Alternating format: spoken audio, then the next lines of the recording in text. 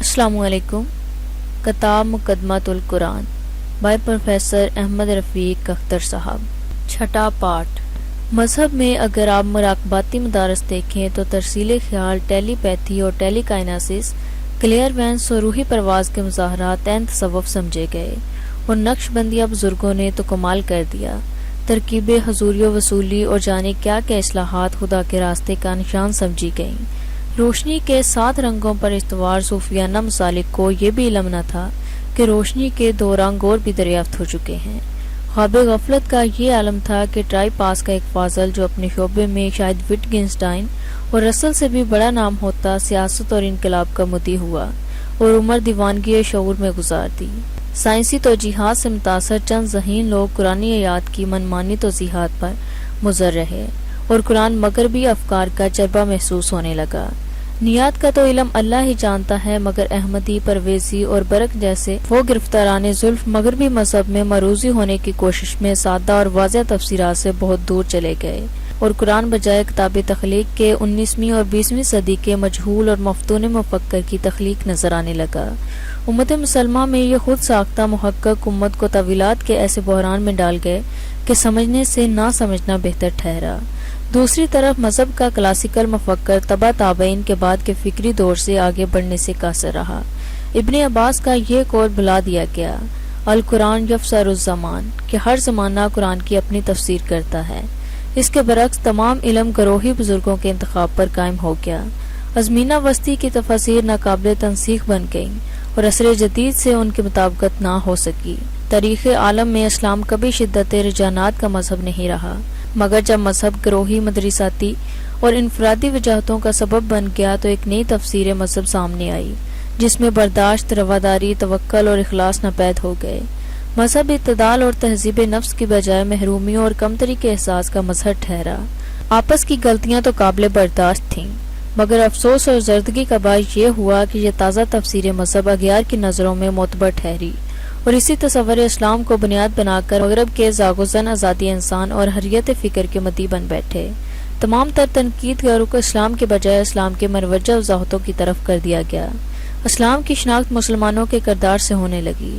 بدقسمتی سے دور حاضر کے مسلمانوں کا نفاق واضح، ان کی فکری صلاحیتیں مفقود اور ان کے کردار کسی صورت میں اس نئے چیلنج کو قبول کرنے کے قابل نہ تھا۔ اہل مغرب کی شروع کی عادت تھی اور ہے کہ وہ کمزور پر رحم نہیں کرتے۔ ان کی حیلہ جو طبیعت نے سازگار اوقات میں امت مسلمہ کی اس کمزوری سے فائدہ اٹھا کر چنگیز و ہلاکوں کی داستان تازہ کر دی، اور اہل اسلام کو اب تک خبر نہیں کہ ان کی دعا غیر مقبول کیوں اور ان کے صحیح غیر مشکور کیوں۔ اعمال کی کثرت و شدت کے باوجود فتح و نصرت دور اور تائید پروردگار ناپید ہو گئی۔ حکمران سیکولر اور جدید، ملا قدیم اور فکری صلاحیتوں سے آری عمومی مسلمان بیچارگی میں پھر کسی مسیحا کی آس لگائے بیٹھا ہے۔ وہ اللہ اور رسول صلی اللہ علیہ وسلم کے وعدے پر یقین رکھتا ہے، مگر یہ وعدہ جس کردار کا متقاضی ہے وہ امید، خواہش اور آرزو کے سوا کچھ نہیں۔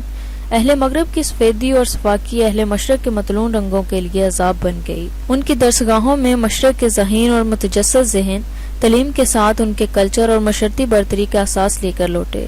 اب تقسیم کا معیار بدل گیا۔ نسلی تفاخرات کے بجائے لسانی اور تعلیمی معیارات سے معاشرہ ترتیب پانے لگا۔ سیکولر مزاج نے جو کلچرل برتری کا حاصل تھا، جان بوجھ کر پسماندہ مشرقیوں میں غربت اور احساس کمتری کو رواج دیا۔ تعلیمی نظام مختلف طبقاتی تقسیم کا باعث بن گیا۔ مہذب ہونے کی اس کوشش میں مسلمان معاشرہ مضحکہ خیز لگنے لگا۔ ہر گلی، ہر کوچہ اس تعلیمی تقسیم کا مظہر بن گیا۔ یتیم و یسیر طبقہ کی روزگار کا واحد طریقہ بن گیا۔ جس مذہب کی بنیاد دست نگری پر رکھی جائے، اس میں عامل قرآن کہاں سے نکلیں گے؟ مذہب متعلم ترس و ترجم کے قابل سمجھے جاتے ہیں، اور خیرات دینے والے اور سیکولر تہذیب کے فراخ دست اور فیاض عمرہ۔ تیرے آزاد بندوں کی نہ یہ دنیا نہ وہ دنیا، کہ درویشی بھی عیاری ہے، سلطانی بھی عیاری۔ اقبال بہت رویا، مگر بات آنسو بہانے سے آگے جا چکی تھی۔ وہ امت مسلمہ کا بحران تو حاصل نہ کر سکا، مگر قائد اعظم کے ساتھ مل کر برصغیر کے مسلمانوں کو ایک ایسے ملک کی تشکیل میں مدد دے گیا یہاں کم از کم مسلمانوں کو عملی احساس کمتری سے تو نجات مل گئی، مگر یہاں تک ذہنی مفلسی کا عالم تھا وہ آزادی کے بعد اور بڑھ گیا۔ صدیوں کے بعد حریت و فکر و عمل کے یہ 2 مدعی علم و کردار کی نئی جہت روشن کر گئے، مگر ذہنی ابتری کا وہی عالم رہا، غلامانہ ذہنیتوں کا افسوس کارگر رہا، اور بجائے امت مسلمہ کا ہماگیر تصورات ابھرنے کے مذہب اور تقسیم ہوا، مسلمان مزید بکھر گئے، مجبوری اور محکومی اور بڑھ گئی۔ 70 سال بعد بھی مملکت خدا داد پاکستان نزائیدگی سے آگے نہ بڑھ سکی۔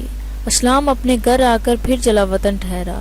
تھنک پیکڈ مذہب نے اس عظیم شعوری تحریک سے جدائی اختیار کر لی، جس کی دعوت محمد رسول صلی اللہ علیہ وآلہ وسلم نے 1500 برس پہلے اجہل ترین انسانوں کو دی۔ استاد عالی مقام کی استقامت اور تائید عزیز سے جو اسلام محبوب خلائق بھی ہے اور مسجود ملائک بھی، دور حاضر میں اپنی ترجیحات سے محروم ہو گیا۔ آدم علیہ السلام سے محمد صلی اللہ علیہ وآلہ وسلم تک مذہب گوشرائی کی تبدیلی کے ساتھ مختلف اقوام میں رائج ہوا، مگر اس کی بنیادی اور اولین ترجیح صرف اللہ تھا اور ہے۔ شرع تو معاشرہ کی محفوظ چار دیواری ہے تاکہ لوگ معاشرتی، معاشی اور اخلاقی تحفظات میں مذہب کی اصل غرض و غایت تک پہنچیں۔ شرع تو دنیا کے دوسرے نظامات کے مقابلے میں ایک خدائی نظام جو عدل و انصاف، معاشی تحفظ اور اخلاقی اوصاف پیدا کر کے اگر تمام لوگوں کو نہیں تو کچھ کو ضروری نظریاتی مقاصد عطا کرتی ہے، جس میں محکوم اور حاکم کوئی اختیارات سے تجاوز نہیں کرتا۔ شرع زندگی کے ہر شعبہ میں مداخلت کرنے کے ساتھ ساتھ کم سے کم زحمتی ادارے تخلیق کرتی ہے جو انسانوں کے اندر طبقاتی اخلاقیات کے باوجود انہیں عزت نفس کو یکساں مقام عطا کرتی ہے۔ اس عزت نفس کا تعین دنیاوی مال و اسباب یا اقتدار کے درجات سے نہیں بلکہ یکساں بندگی پروردگار سے ہے۔ ہر نظام اپنے تمام تر شعبہ جاتی تعریفات سے مکمل ہوتا ہے۔ کوئی بھی نظام چاہے سوشلزم، کمیونزم ہو یا جمہوری سرمایہ دارانہ نظام، اپنے اندر کسی دوسرے نظام کو مداخلت کی اجازت نہیں دیتا، مگر ہماری اپنی بے چارگی کا یہ عالم ہے کہ ہم اسلام کے بیشتر اہم ترین نظام معطل کر کے محدود چند ذاتی اعمال تک محدود کرنے کے لیے کوشاں نظر آتے ہیں۔ اس کی وجہ یہ نہیں کہ ہم مسلمان نہیں، وجہ یہ ہے کہ مسلمان ہونے کے باوجود ہم اللہ کی حاکمیت کلی پر اعتبار نہیں رکھتے اور اس کے بنائے ہوئے معیارات کو دور حاضر میں پسماندہ خیال کرتے ہیں۔ شرع وہ ابتدا ہے جس سے ہمیں اپنے اعمال پرکھنے کا موقع ملتا ہے، جس کی ظاہر تربیت کے بعد ہم مذہب کی اصلی اور اہم ترین ترجیح کو پلٹتے ہیں، اور وہ ہر انسان کا خدائے بزرگ و برتر کے ساتھ داخلی اور ذاتی تعلق ہے۔ مذہب خدا کے لیے اور مذہبی نظام لوگوں کے لیے۔ مذہبی نظام اللہ کا لوگوں پر صدقہ ہے۔ معاشرہ اللہ کے دیے ہوئے نظام سے بتدریج ترقی پذیر ہو کے صلاحیت عرفان پر پہنچ سکتا ہے۔ مسلمان معاشرہ کے سائنسدان، فلسفی، ادیب اور دانشور ہی ترجیح اول کا ادراک کر سکتے ہیں۔ اگر کسی دوسرے معاشرے میں یہ ترجیح مفقود نظر آتی ہے تو وجہ بھی ظاہر ہے۔ اس کا نظام اس اہلیت سے آری ہے کہ خدا کا حقیقی شعور اجاگر کر سکے یا کسی کے دل میں اس عالمگیر انس و محبت کی شمع روشن کر سکے جو کسی بندہ خدا کو احسن التقویم ٹھہرائے، جس کی وجہ سے دعائیں قبول ہوں، بارشیں برسیں، زمین پوشیدہ خزانوں کو اجاگر کرے، نیابت اللہ کا حق ادا ہو، جنت میراث مومن ہو۔ شرع شروعات ہے اور مقصود مطلوب۔ اب اگر ترجیحات کے یقین میں فرق پڑ جائے اور لوگ اپنی چند روزہ عبادت و اشغال ہی کو مطمئن نظر بنا لیں تو اصل مقصد دور چلا جاتا ہے۔ کس لیے جیتے ہیں ہم، کس کے لیے جیتے ہیں؟ یقیناً شرع کے لیے نہیں، بھلا راستہ کب منزل بن سکتا ہے؟ کیا تمام مذاہب متحارب نظریات کے درمیان نہیں پیدا ہوئے؟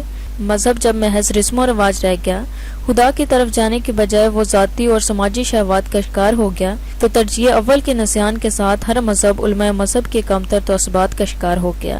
رفتہ رفتہ یہ تعصبات سنگ و خشت کے اسنام سے بھی زیادہ سخت اور مکروہ ہو گئے، اتنے کہ پیرانے قدس کے آنسو بھی انہیں نرم نہ کر سکے، اور عذاب کے سوا زمین صاف کرنے کا کوئی چارہ نہ رہا۔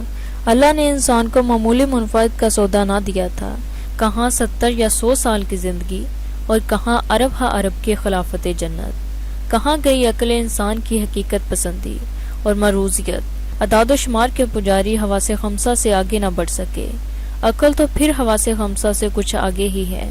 یہ اپنی بنائی ہوئی ایجادات سے مسحور، عشق نہ پید و خرد میں غزدش صورت مار۔ شکریہ۔